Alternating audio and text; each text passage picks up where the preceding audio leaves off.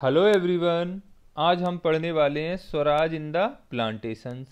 इस टॉपिक में हम डिस्कस करेंगे कि जो टी प्लांटेशन होता है या जिसे हम हिंदी में बोलते हैं चाय के बागान, और इंडिया में टी प्लांटेशन कहाँ होता है? आसाम में होता है। तो आसाम में टी प्लांटेशंस में जो वर्कर्स काम कर रहे थे, उन वर्कर्स की गांधी जी के विचारों और स्वराज के बारे में अपनी समझ थी, और ये वर्कर्स किस तरीके से नॉन कॉपरेशन मूवमेंट में पार्टिसिपेट करते हैं ये हम समझेंगे। तो इसमें क्या होता है कि जो प्लांटेशन वर्कर्स होते हैं आसाम में, इनके लिए freedom meant move freely in and out of the confined space in which they were enclosed. कि जो वर्कर्स थे इनके लिए फ्रीडम का मतलब था कि जिस कन्फाइंड स्पेस में इनको रखा गया है उस कन्फाइंड स्पेस से ये कहीं भी आ जा सकते हैं, और ये अपने गांव से भी कनेक्ट हो पाएंगे या जिस गांव से ये आए हैं वहां पर वापस जा पाएंगे। लेकिन under the inland immigration act of 1859, inland immigration act of 1859 में क्या था कि workers were not permitted to leave the tea gardens without permission. इसमें क्या था कि वर्कर्स टी गार्डन्स को बिना परमिशन के नहीं छोड़ सकते थे, और अगर इनको छोड़ना है टी गार्डन तो परमिशन लेनी पड़ती थी, और जो परमिशन थी ये रेयरली मिलती थी, बहुत ही मुश्किल से मिलती थी। लेकिन when they heard of non cooperation movement, जब वर्कर्स नॉन कॉपरेशन मूवमेंट के बारे में सुनते हैं तो डिफाइड दी ऑथोरिटीज, जो ऑथोरिटीज रहती है उसको रिफ्यूज्ड कर देते हैं, और लेफ्ट दी प्लांटेशन, प्लांटेशन को छोड़ देते हैं, एंड हेडेड होम, घर की तरफ चल देते हैं। और इनको लगता है कि गांधी राज आने वाला है, इन्हें इनके गांव में जमीन दे दी जाएगी। लेकिन they never reached there destination, और वे अपने डेस्टिनेशन पर नहीं पहुंच पाए, and stranded on the way, रास्ते में ही फंस जाते हैं। अब ये रास्ते में क्यों फंस जाते हैं, ऐसा क्या रीजन होता है? इसके पीछे रीजन होता है strikes of railway and steamer.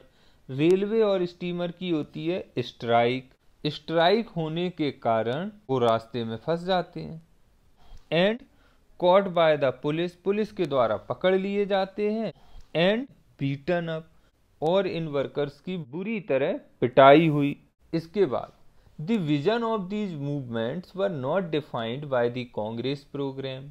Congress programme में इन मूवमेंट्स के विजन को अच्छे से डिफाइन नहीं किया गया था। People interpreted the term Swaraj in their own ways, लोगों ने स्वराज टर्म का मतलब अपने अपने हिसाब से निकाला। इसके बाद लोगों को लगता है कि अब वो समय आ गया है when all suffering and all trouble would be over, कि उनकी सभी समस्याएं और मुसीबतें खत्म हो जाएंगी। लेकिन इसके बाद when the tribals chanted Gandhi ji's name and raised slogan, इस फिर भी जब ट्राइबल्स गांधी जी का नाम लेते थे और स्लोगन रेज करते थे और डिमांडिंग स्वतंत्र भारत, स्वतंत्र भारत की डिमांड करते थे, तब they were emotionally relating to an all India agitation, तो वे एक ऑल इंडिया एजिटेशन से इमोशनली जुड़े हुए थे। और जब वे महात्मा गांधी जी का नाम लेकर काम करते थे या अपने आंदोलन को कांग्रेस के आंदोलन से जोड़कर देखते थे तो वास्तव में एक ऐसे आंदोलन का अंग बन जाते थे जो उनके लोकेलिटी तक ही सीमित नहीं था बल्कि एक बहुत बड़े लेवल पर हो रहा था। अब इसके बाद क्या होता है कि called off the non cooperation movement, non cooperation movement को बंद कर दिया जाता है। अब क्यों कर दिया जाता है, इसके पीछे क्या रीजन था? जबकि इसमें एक बहुत बड़े लेवल पर पार्टिसिपेशन हो रहा था। पिछले वीडियोस में हम डिस्कस कर चुके हैं कि शहरों में, ग्रामीण इलाकों में बहुत बड़ी संख्या में लोगों ने नॉन कोऑपरेशन मूवमेंट में हिस्सा लिया और ट्राइबल पीपल ने भी नॉन कोऑपरेशन मूवमेंट में हिस्सा लिया।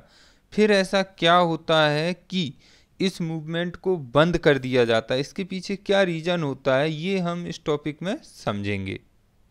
तो एट चौरी चौरा इन गोरखपुर उत्तर प्रदेश, चौरी चौरा एक जगह है गोरखपुर उत्तर प्रदेश में।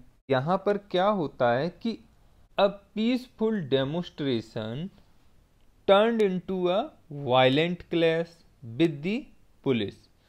पीसफुल डेमोस्ट्रेशन हो रहा था जो कि वायलेंट क्लैश में बदल जाता है। किसके साथ? पुलिस के साथ।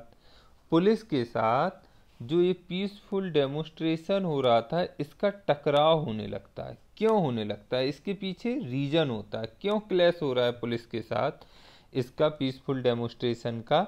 इसके पीछे ये रीजन है कि ये जो लोग पीसफुल डेमोस्ट्रेशन कर रहे थे, पुलिस इन पर कर देती है फायरिंग, जिससे ये लोग हो जाते हैं नाराज और ये पुलिस स्टेशन में लगा देते हैं आग, जिससे 22 पुलिसमैन मारे जाते हैं।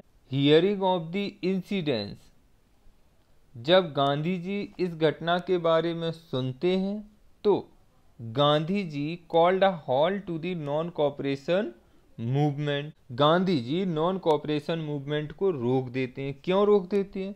क्योंकि गांधी जी वायलेंस के अगेंस्ट थे। गांधी जी को वायलेंस पसंद नहीं था, गांधी जी नॉन वायलेंस को सपोर्ट करते थे, इसलिए गांधी जी इस मूवमेंट को रोक देते हैं क्योंकि यहाँ पर होने लगा था वायलेंस। अब इसके बाद गांधी जी क्या करते हैं? कौन सा नया टूल यूज करेंगे, क्या नया तरीका होगा, या फिर से कोई नया मूवमेंट लॉन्च करेंगे, ये मैं आपको बताऊंगा नेक्स्ट वीडियो में। Thank you.